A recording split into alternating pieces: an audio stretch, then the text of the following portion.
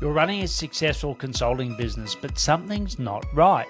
You're working more hours, but not seeing the proportional growth. Every decision still comes through you.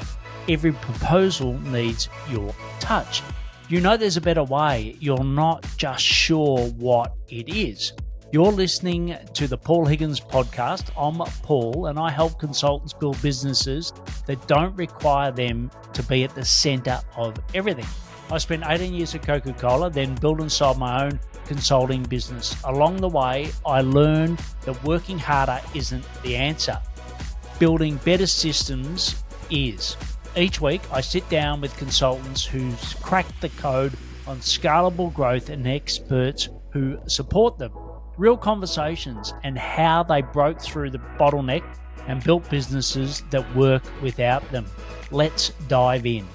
Your clients are drowning in scattered tech stacks, held together with duct tape, 15 different tools, and barely talk to each other, eating up their time and your profit margins, or importantly, theirs as well. What if you could package your IP into a white labeled platform and actually compete with other key tools? Hello, this is Paul, and welcome to my podcast, episode 643. And in this episode, I'm incredibly excited for you to listen to Robin Alex from Go High Level. He's one of the co-founders. And what you're going to learn from Robin is how to consolidate your clients' scattered tech stacks into one unified platform with your IP baked into it. Why outcome-focused partners consistently outperform the tech-obsessed, and I love what he said, the Mona Lisa builders, and the shift from traditional clicking workthroughs to AI-driven native language commands that compress hours of work into seconds. As I said, Robin Alex is the co-founder of Go High Level, the all-in-one white label platform serving over 2 million businesses worldwide. Since 2018, he's helped thousands of consultants transform from service providers into software company owners without writing a single line of code. I'll now hand you over to Robin from Go High Level. Great to have you here, Robin. Yeah, thank you for having me, Paul. Yeah, I've been so excited about this. I know it's been a little bit in the making because you are so busy because the growth of High Level has been is astronomical. But first, I want to just reach out and thank Carson Young, who I know is in a mastermind with you, and he introduced us. And it was sort of like a convergence of I wanted to change platform. I wanted to give my audience, meaning you, some greater options in the ability to white label your IP, and then it all sort of fell together. So I'm a Go High Level user, someone that recommends it to my audience, and now I've got one of the co-founders on. So very exciting. Why don't I hear it from you? You know, who's your ideal clients and what problems do you help them solve? You know, we started the company officially back in 2018, but the story kind of starts in 2017, where I was actually running a marketing agency at the time. And really the big thing that we were doing was, first you start out as a marketing agency where you're trying to deliver, one small thing or one small service. And then you have to kind of make this decision on, do you need to get into the consulting aspects behind it? Because sure, you can provide service to a business, but they're going to quickly cancel because they're not ready for it. They're jumping the gun and all that. So either you got to get on the consulting side where you have to coach them on how to, like, I can drive all the traffic to you, all the leads to you, and you get a whole database of contacts of people that are interested, but most of us don't know what to do with it. Yes. So then it's, as the agency, I got to be comfortable with churn. Let me go sell the next person. Or let me slow down and let me help these businesses actually grow and become a consulting unit with it.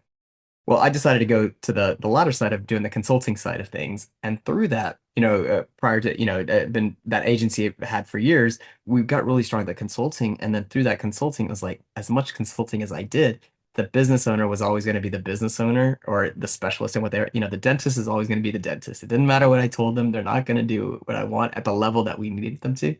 So then it was like, you know what? The analogy of hold my beer. I'm just going to do it for you.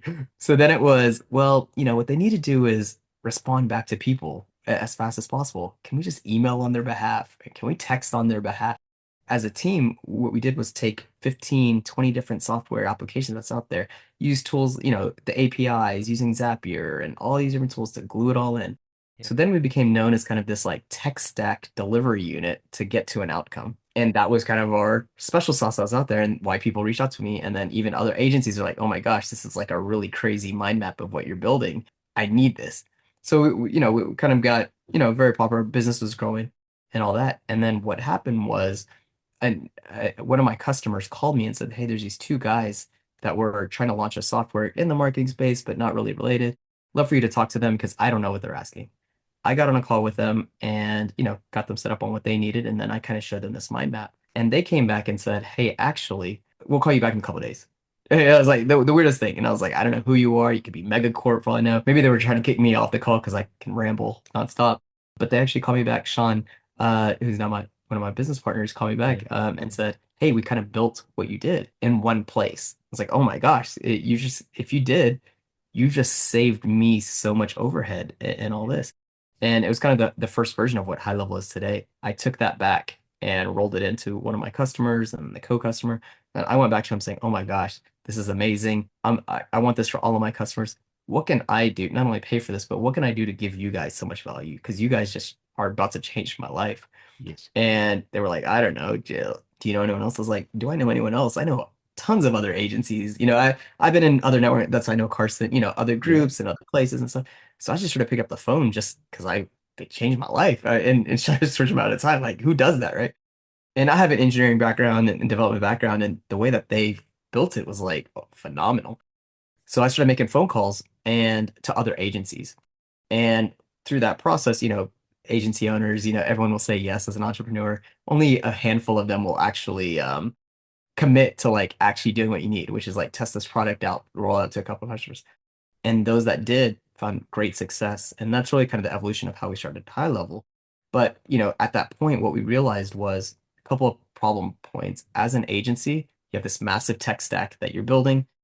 How do we build it all into one place? And the way that you do that connectivity between all the tools, through automations and stuff like that, that's generally speaking an IP function of what makes that agency special, right? The way that Yes. they think about serving their customers. So how do we package that up? And then the other piece, the other problem statement was many agencies at the time would say, "Hey, customer, Mr. or Mrs. Customer, go out and buy these softwares, the 15 different applications, or at least the more pivotal ones, right? Like the hubs, the CRM, the HubSpots, or whatever. Go out, buy that, and then give me access." Yes. Well, through that, the agency has to take a lot of time to develop that software before you're able to do any marketing.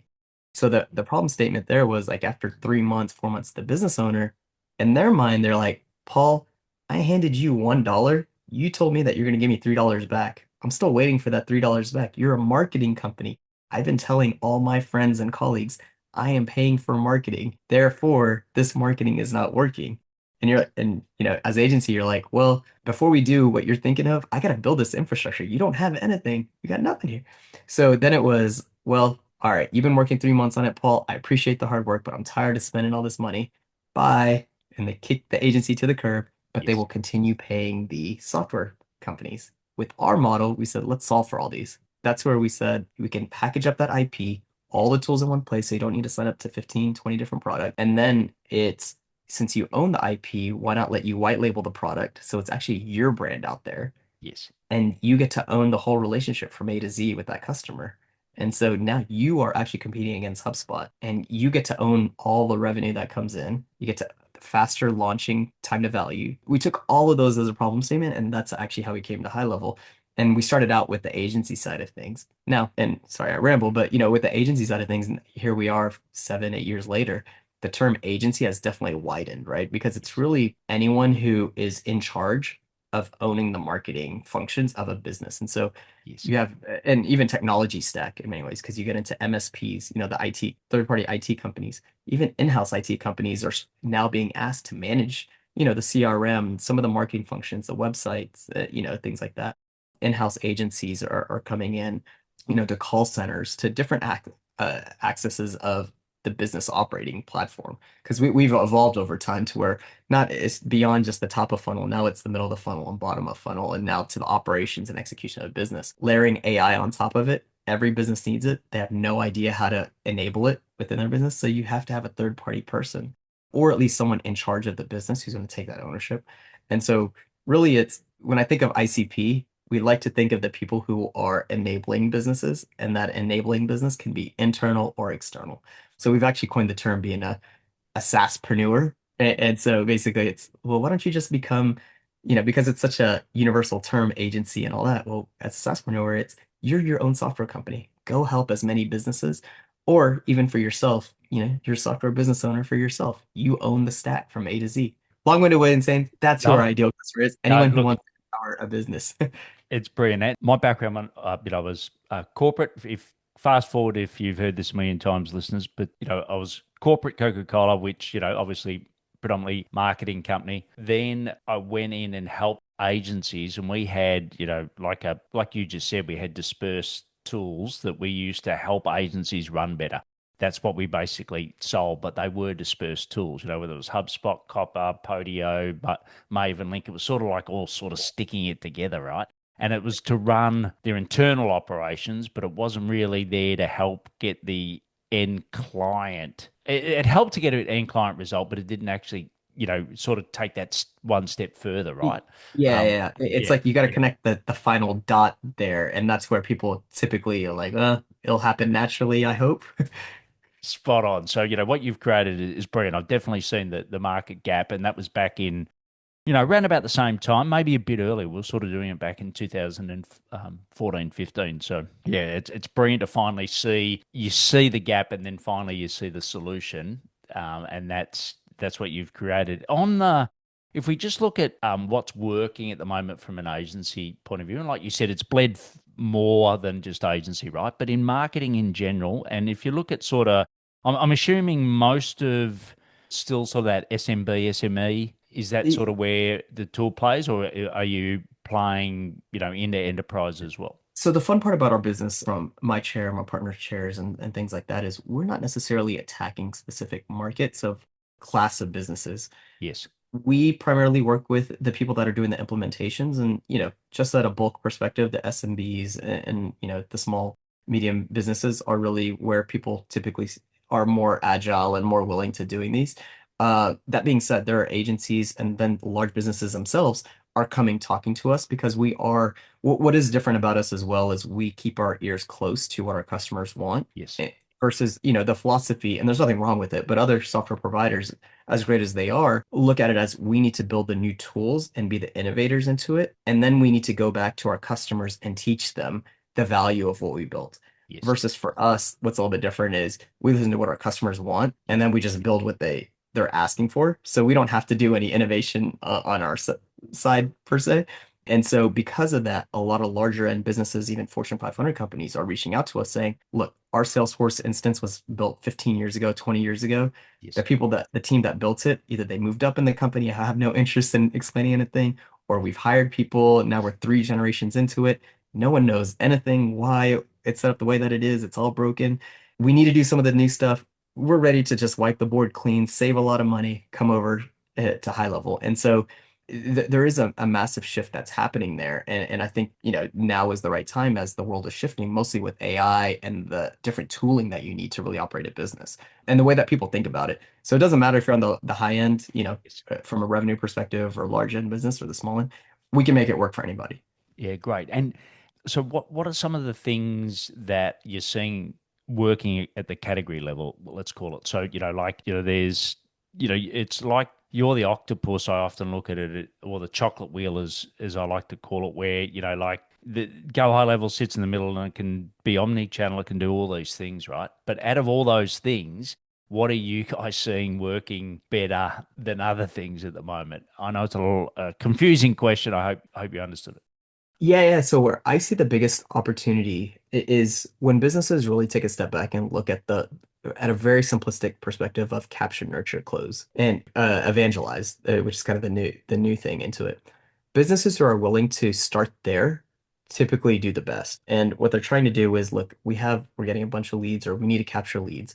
Then from there, are we communicating back and forth with those leads to really drive them to whatever the next stage is, whether it's booking an appointment or even to a sell, whatever it is. And then from there, whatever the next stage is, to capture that sale. Do you need to sell documents? Do you need to sell, or I'm sorry, get someone to sign a document or to purchase a product or whatever? Evangelizing side is old customers. When was the last time that we've reached out back to them and keep that engagement going, right? Like email list and text message blast or WhatsApp blast. Like how do you keep people engaged over time? Starting there is typically the most successful area for businesses. It doesn't matter if you're large or small.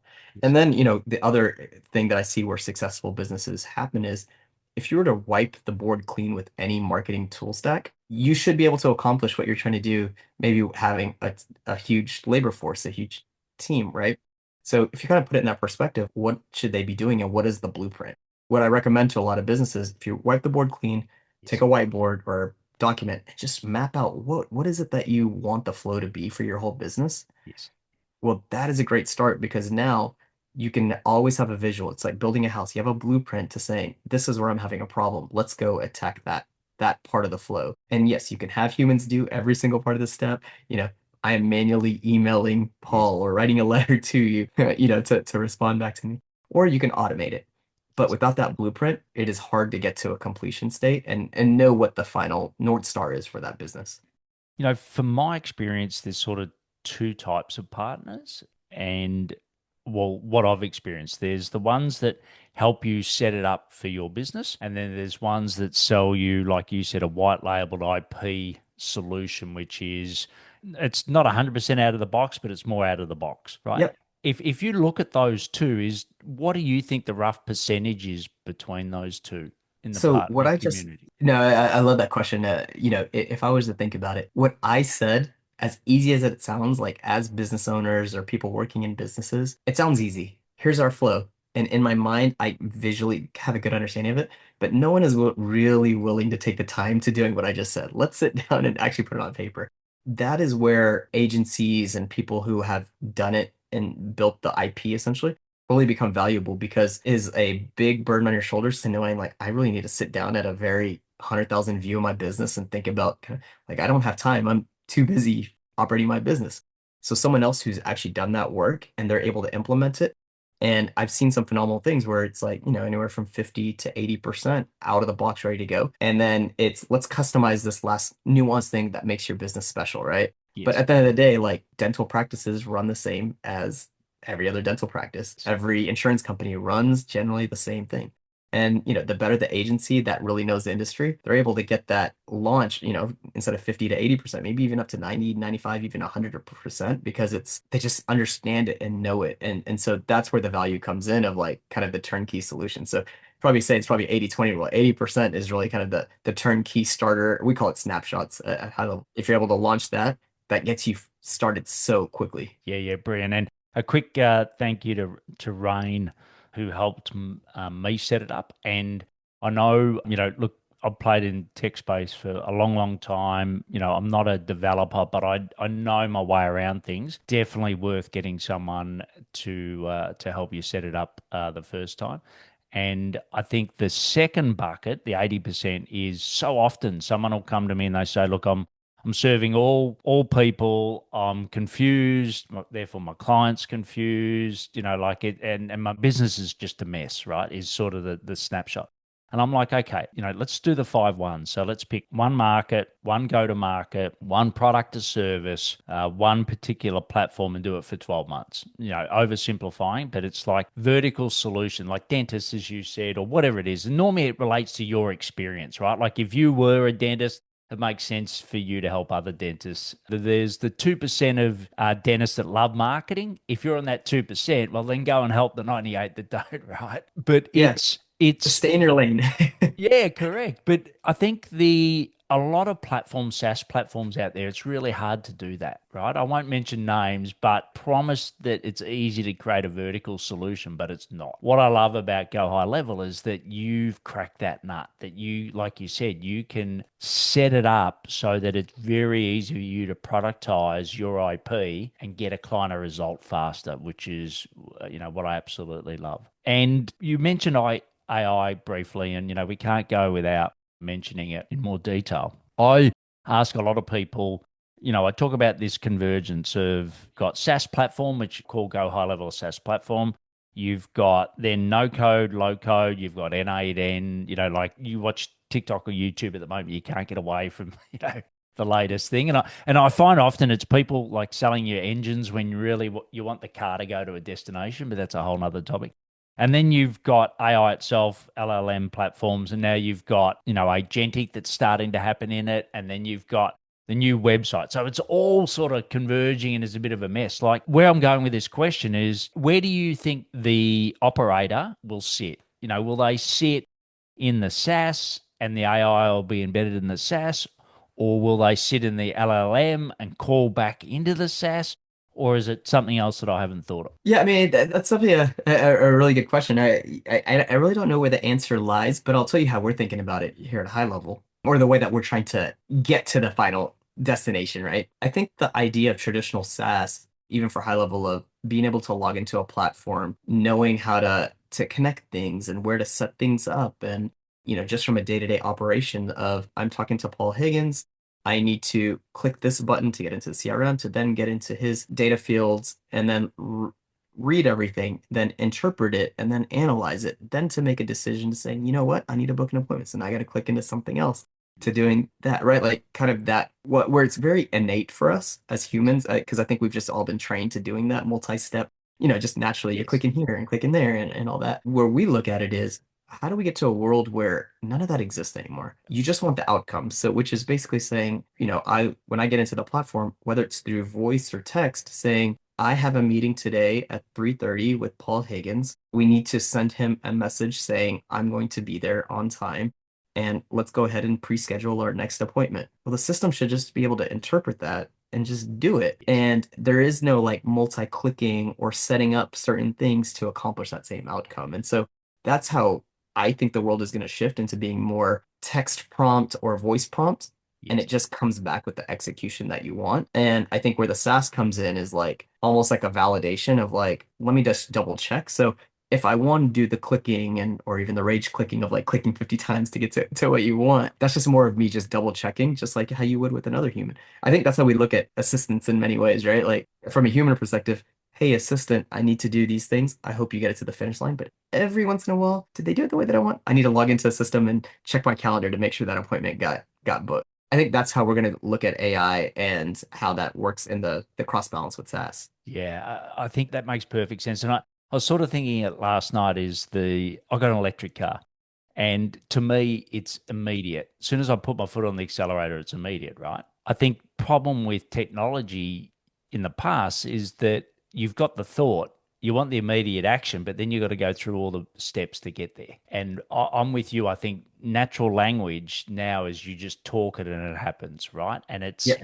like it takes out that lag. And I think, Th- that's the way I sort of the simple You're analogy that I use of where we're headed. Oh no, I love it because even that, what you're calling that lag compounds over time, right? Like think about Yes. your full workday. Even, here we are, using Zoom. It's like we got to click this button to do that button to that button, all before you can accept the person to come into the room to just start having the conversation. Those are all microseconds that just start adding up throughout your whole day, right? Like so if we're able to compress it where it's just like open up to get, to start this meeting and all of it, those happens. Well, now here you are, you just saved 45 seconds for this specific instance throughout the whole day, you may have saved, hours, and that compounds over time. So I think that there's going to be a big radical shift in how we think about day-to-day activities. And, maybe there's a world where we actually buy back time and we get to enjoy life again instead of doing all the extra work that we don't even innately realize that that's happening. Yeah, yeah, so true. And I suppose if I've got one wish for anyone listening that has got some connection into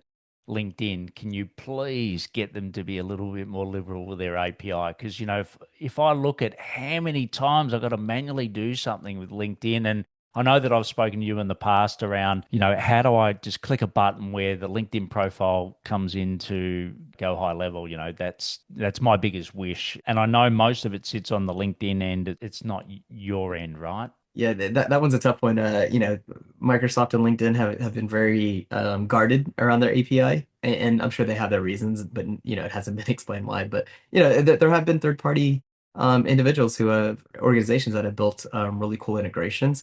working around it. So it's definitely possible, but yeah, the best way is through the APIs and then making sure that it's done in the best way possible. And so until they release it, you're always gonna have to kind of play this workaround game. Yeah, yeah, which is a lag that, yeah, I can't wait to remove. The partners, you get to experience a lot of partners. What I love is that you are, like you said, you're so close to them that you understand what they want and they're close to their clients, and then you build from there, which, is a great way of doing it. What do you see in partners that are successful versus the ones that aren't? I think the ones that really focus on, so there's two types of partners that I see that's out there. Ones that love building really incredible IP and they love the story of having this incredible IP. It's almost like their Mona Lisa in many ways. And actually, you mentioned it, right? Like on YouTube or the TikToks, Instagrams, and all that, you see all these people who create these like massive and or make diagrams and like look at Yes. what I can accomplish. Like that is their story Yes. of what's their greatness, I guess. It is true, like that what they built is really incredible. But when you're talking about from a business perspective of successfulness, I don't really see successfulness coming in from those individuals Yes. because they're so enamored by building the tech versus making sure that the tech is delivering the outcome that the business is asking for. And the ones that really focus in and hone in on that outcome, like being outcome driven, those Yes. are the ones that when you do it at such a successful level, the business owner is doing what I did, where it's like, oh my gosh, you solved a major problem for my business. I'm going to shout to everybody that I know, you need to be talking to this guy. He just solved my problems. He will take the time to solve yours. So the ones that focus on the outcome versus the building typically do better. Yeah, look, I totally agree. And, I'm old enough when digital became the big thing in sort of 2010, right? Around that time. And, we were going to, digital transformation was the buzzword, right? Like Yeah. AI is at the moment. But in the business I was in, we still sold the same things pre and post digital, right? It just helped us get there quicker.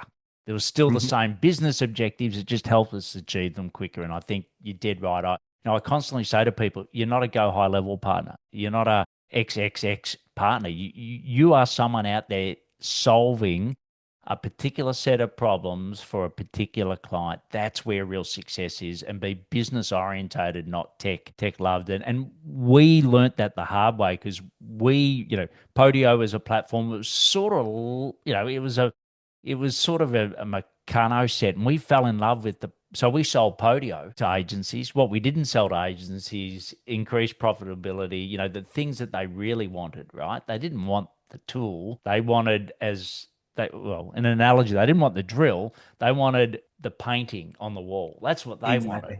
right? Exactly. And Yeah. so many people sell the drill piece, and it's like, no. So yeah, I think, yeah, I see exactly what you see. And I suppose where I was lucky, just briefly, is I come from the Coca-Cola world where we didn't have a complex problem. So we had to get really good at marketing because we had sugar in a can.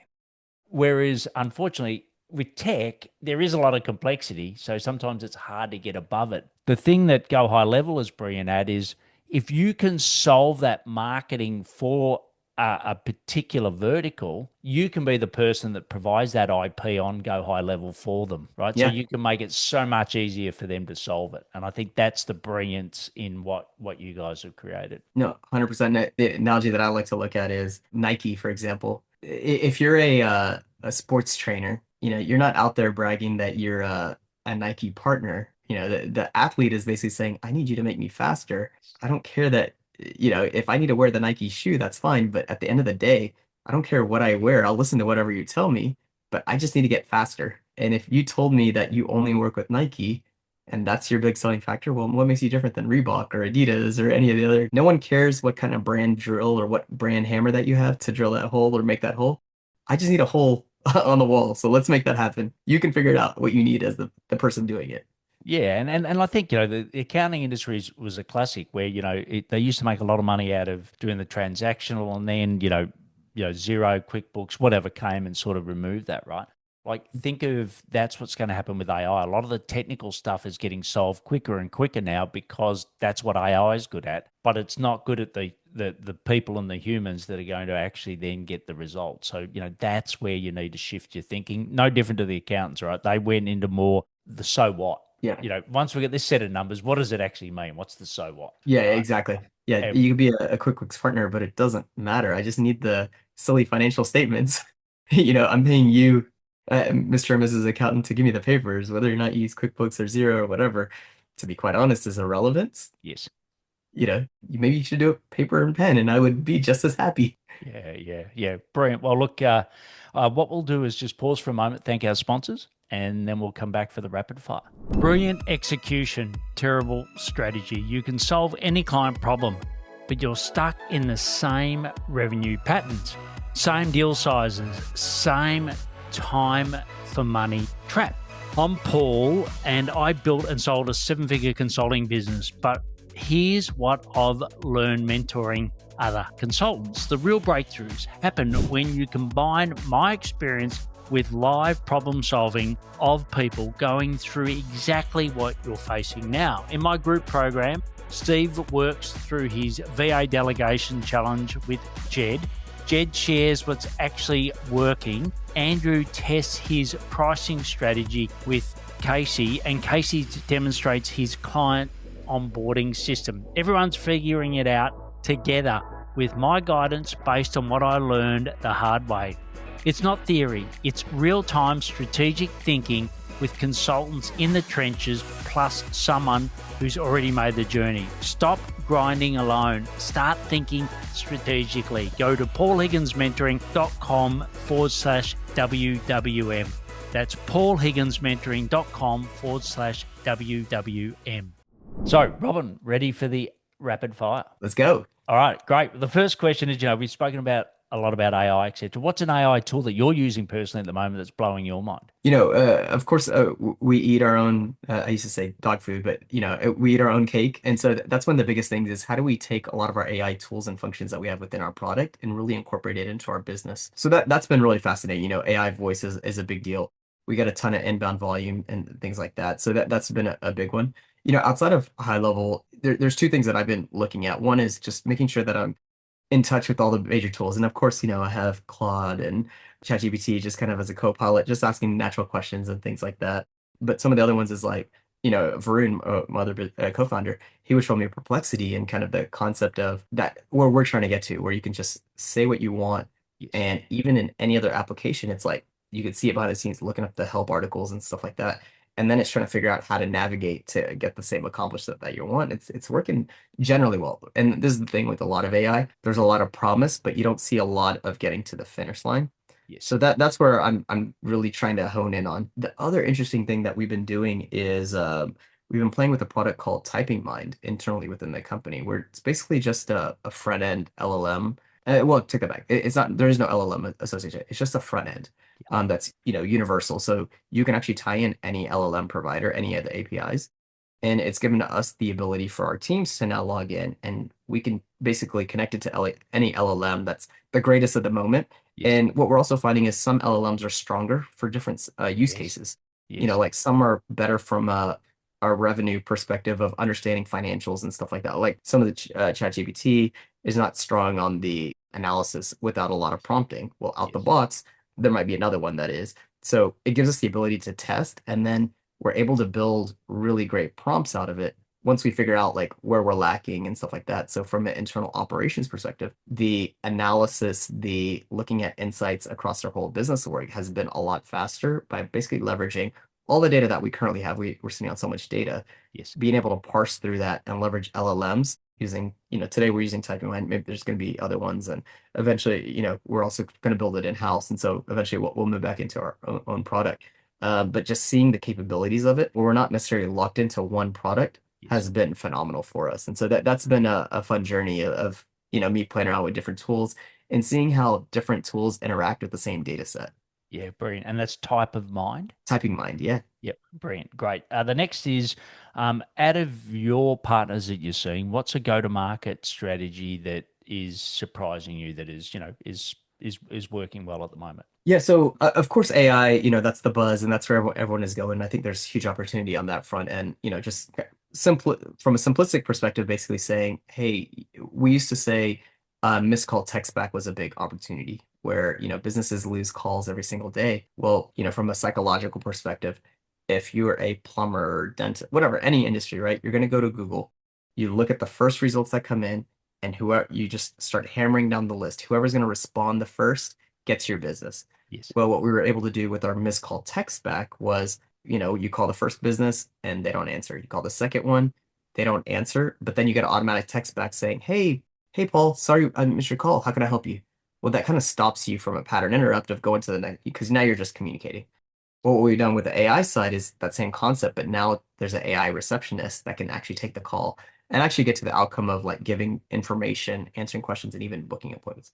So that's been really phenomenal. I think the other one that's been really fascinating to watch within our businesses, we just launched the ability to hook up third-party phones into high level. And it's kind of a old concept of going into a business and talking about hand phones and hooking that up and things like that. I think a lot of businesses are really trying to get rid of desk phones and stuff.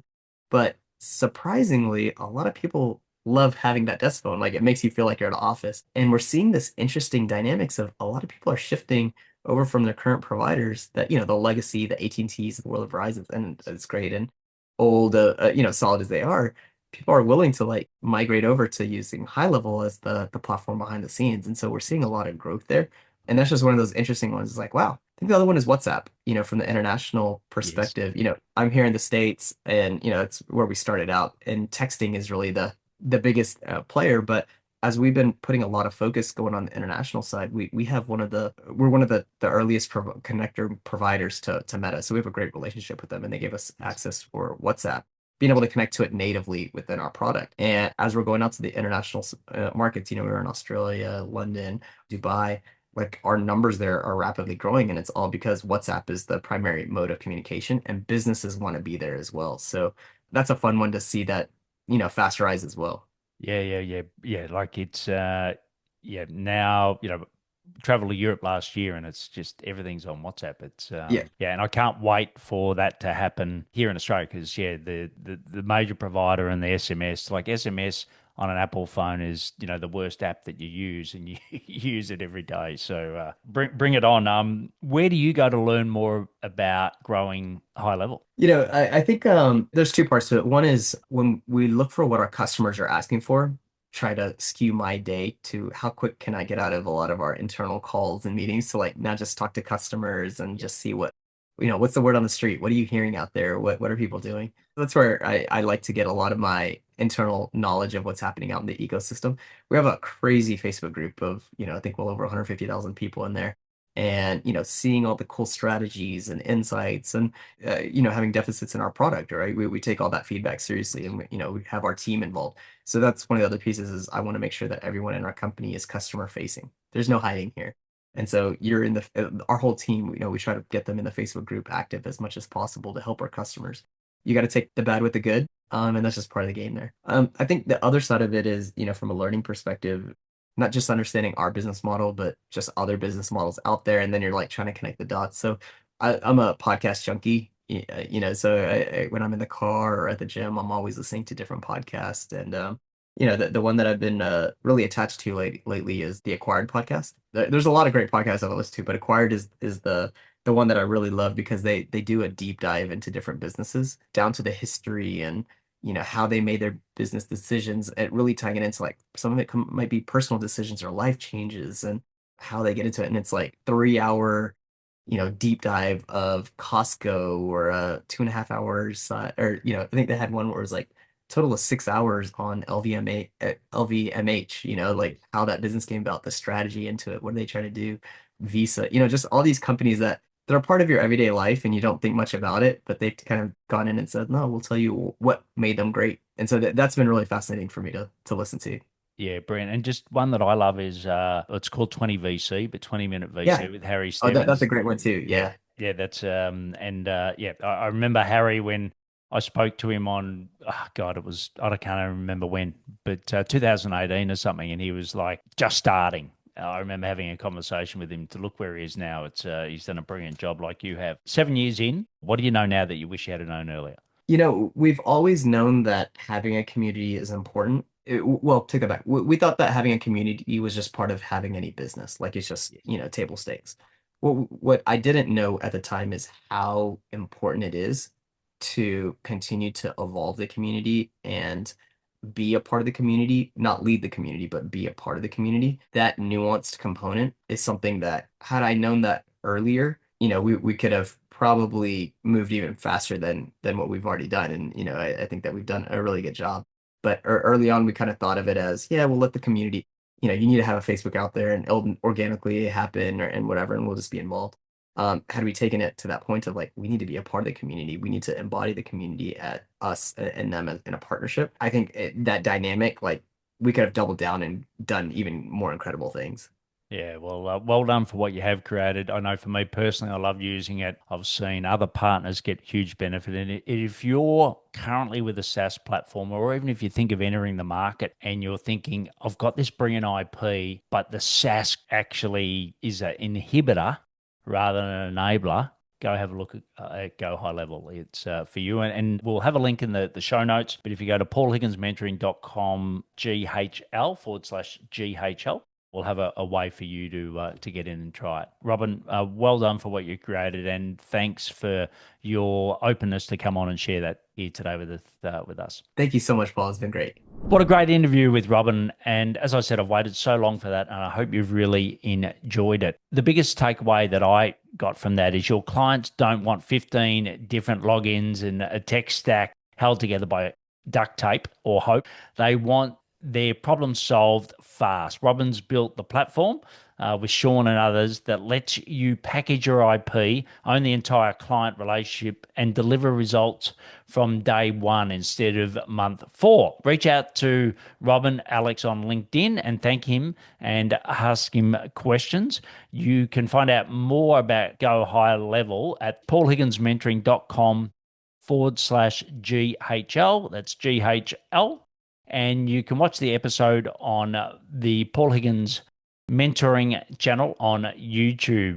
And if you're really ready to explore the white labeled service, as I said, go to paulhigginsmentoring.com/GHL. If you love listening or watching this and you haven't reached out, please do. I love it when you reach out. I'll see you next time on the Paul Higgins podcast. What stood out to you from today's conversations? Look, building a consulting practice that doesn't resolve around you isn't easy, but it's possible. The consultants and the experts I interview have proven that. Every week I share insights from those conversations, practical strategies from people who've actually done it or help others do it. If you want to learn more from this experience, get my newsletter at paulhigginsmentoring.com/newsletter. Just practical stuff from consultants who's figured it all out. And if this was helpful, share it with another consultant. We're all trying to crack the same code. Thanks for listening.